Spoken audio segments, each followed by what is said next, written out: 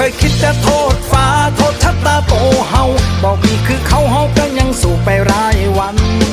ได้เกิดเป็นคนศาสตร์หนึ่งบ่ได้ย่านอันใดบอกกับใจว่ายังยืนยัน